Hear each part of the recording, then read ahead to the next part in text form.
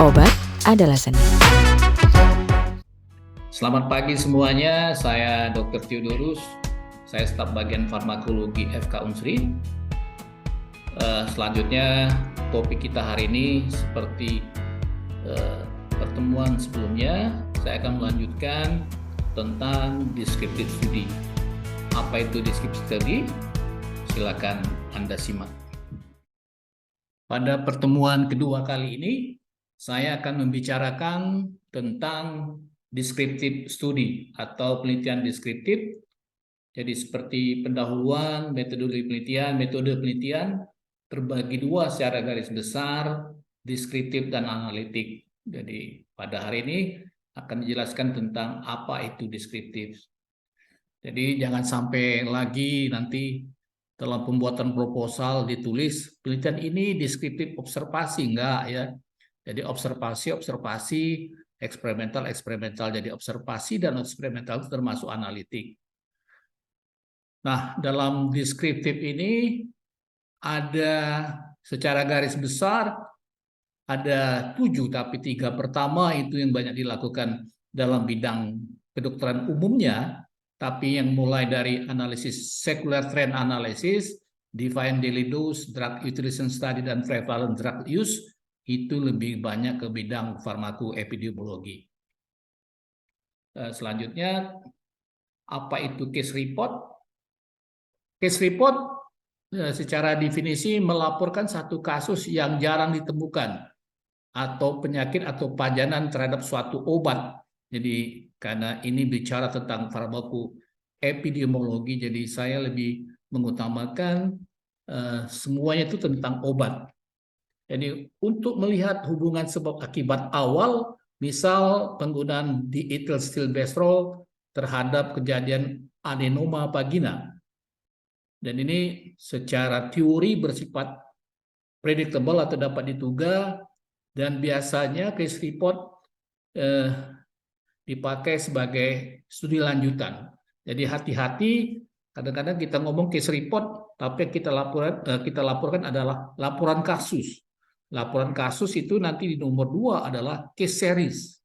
Jadi kalau case report betul-betul satu kasus yang jarang. Atau dalam terminologi ada yang ngomong rare atau rare disease gitu ya. Dan kebanyakan juga di farmakoepidemiologi itu pertama kali dari post-marketing surveillance, laporan pertama adanya efek samping pada komunitas. Sedangkan case series,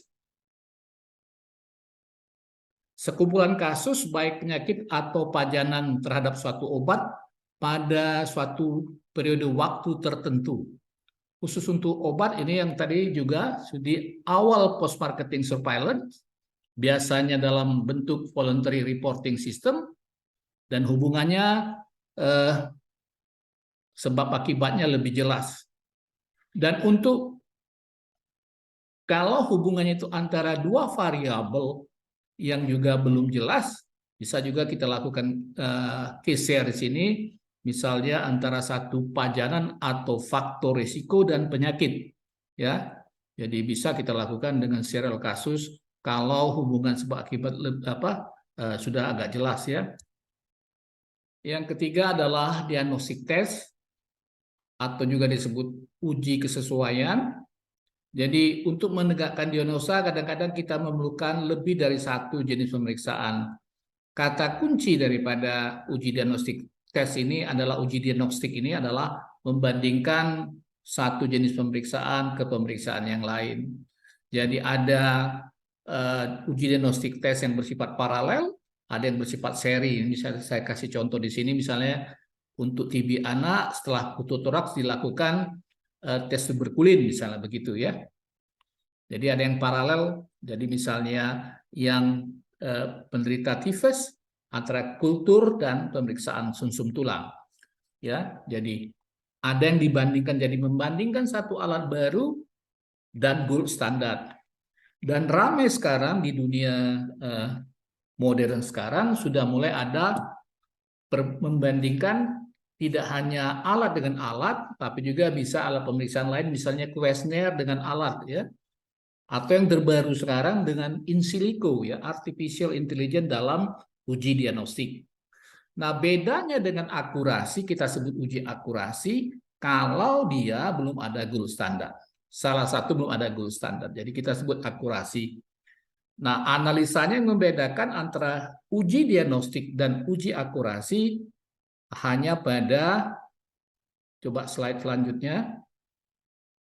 Nah, jadi kalau uji diagnostik itu kita melihat sensitivitas, spesifisitas, nilai duga negatif, nilai duga positif, tetapi pada uji akurasi kita nilai juga sampai uji kesesuaian atau disebut juga uji kafah. Nah, syaratnya minimal akurasi sama dengan alat sebelumnya. Lebih murah, sederhana, bila perlu murah, lebih mudah, mudah dan murah, sederhana, tidak menimbulkan efek yang merugikan pada pasien, dan yang tambahan terbaru di saat ini adalah misalnya alat itu bersifat portable, bisa dipindah-pindahin. Nah, dalam masalah uji diagnostik ini, itu kalau kita kenal dengan skala, skala itu ada skala nominal, ordinal, interval,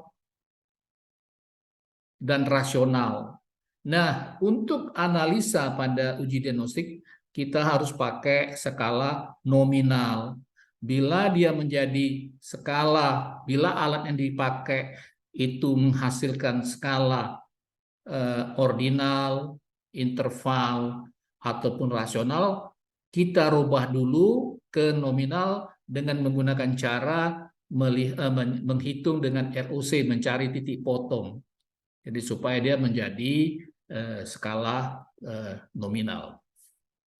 Itu kira-kira gambarannya mengapa ROC penting dalam uji diagnostik. Jadi untuk membuktikan, untuk merubah dari skala ordinal, interval dan rasional menjadi skala nominal.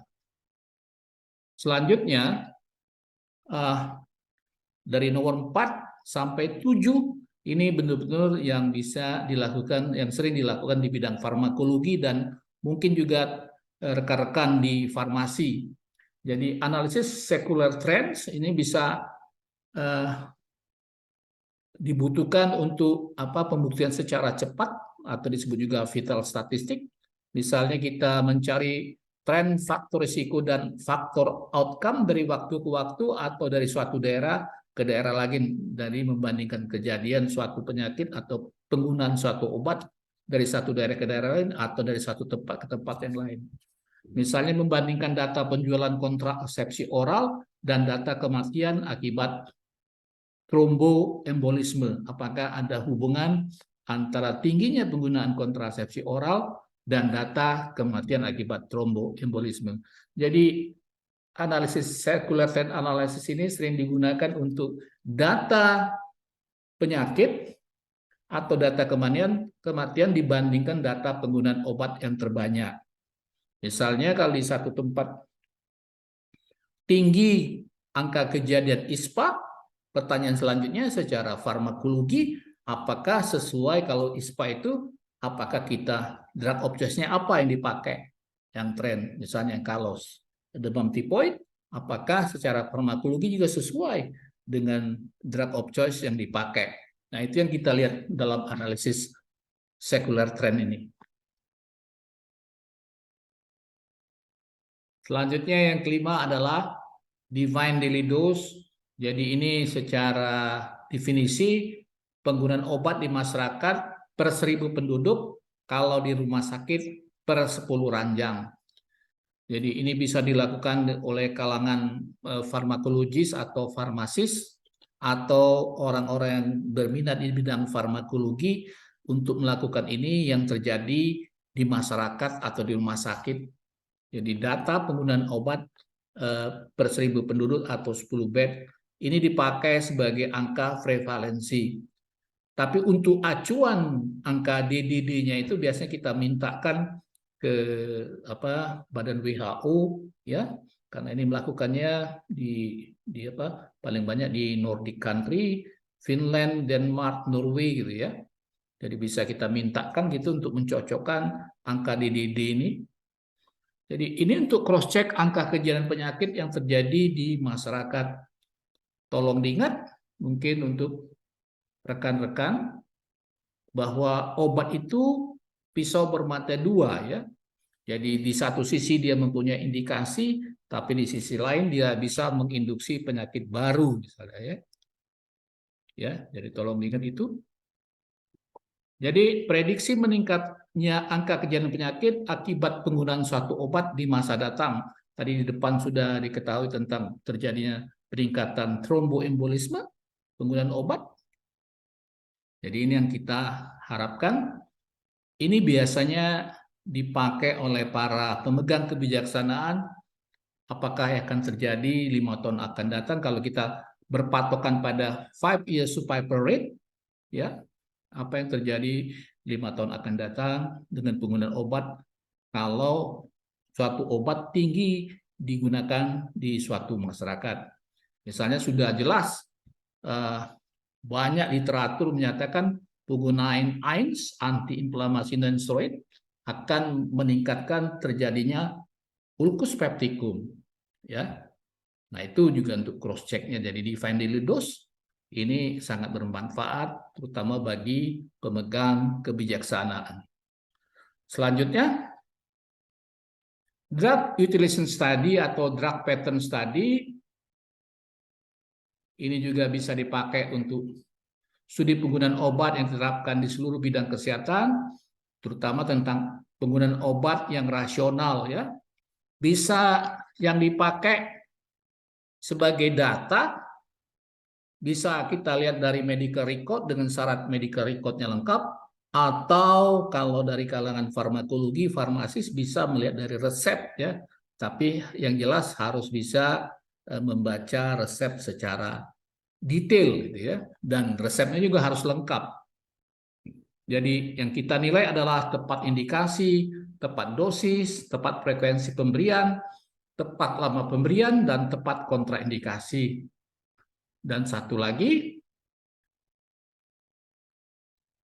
adalah tepat interaksi sinergistik, antagonistik, atau potensiasi. Jadi ini yang kita bisa lakukan, medical record. Jumlah sampel biasanya berdasarkan waktu, kuartal, semester, atau tahun, atau juga bisa digunakan resep. Kalau menurut WHO tahun 2000 itu minimal 600 resep untuk satu kecamatan gitu ya. Jadi bisa kita lakukan itu secara cepat dengan mengambil jumlah resep di apotek gitu ya.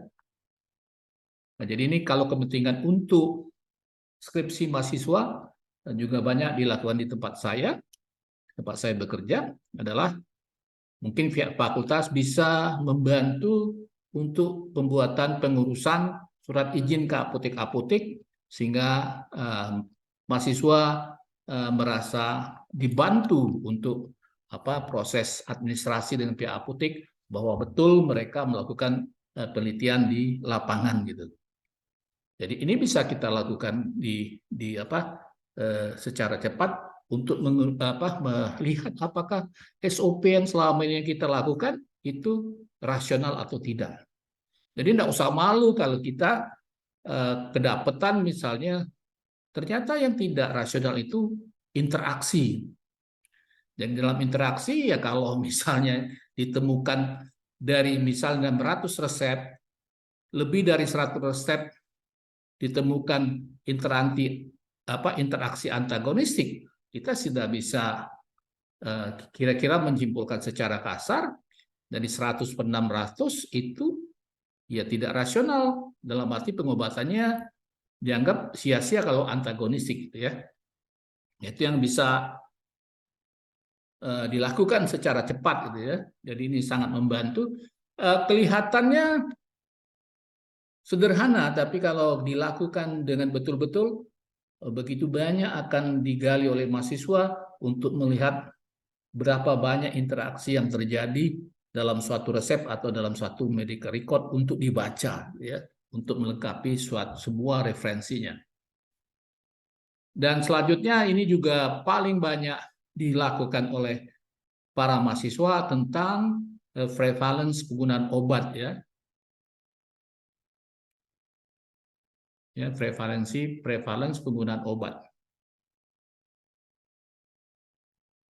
Prevalensi studi tentang penggunaan obat bisa jumlah medical record atau resep tentang penggunaan suatu obat atau kelompat pada populasi tertentu, biasanya berdasarkan waktu dan biasanya ditambah variabel lain seperti tepat dosis, tepat lama pemberian, tepat frekuensi pemberian, dan tepat interaksi obat. Jadi bisa juga misalnya kita lakukan secara cepat, kalau melakukan penelitian-penelitian misalnya, berapa prevalensi penggunaan obat tertentu di kalangan misalnya mahasiswi lah, penggunaan obat-obat penghilang rasa nyeri untuk dysmenorrhea pada kalangan mahasiswi gitu ya. Jadi bisa kita ketahui dengan cepat ya untuk penelitian ini gitu ya. Apalagi untuk obat-obat yang dalam tanda petik psikotropika, paling banyak sekali penelitian dengan menggunakan prevalence study ini ya. Jadi prevalence studi ini juga bisa, kalau tidak ada resep medical record, bisa juga yang terbanyak dengan penggunaan alat ukur kuesioner ya. Tapi jadi permasalahan, para mahasiswa harus tahu cara menggunakan kuesioner itu. Tapi syarat kuesioner harus kita ambil adalah kuesioner yang gold standard, artinya sudah teruji. Ya, sudah teruji dan kita bisa melakukan ulang di tempat kita gitu ya. Demikianlah kuliah hari ini tentang penelitian deskriptif. Terima kasih atas perhatiannya. Jangan lupa like, subscribe, dan terima kasih telah menonton.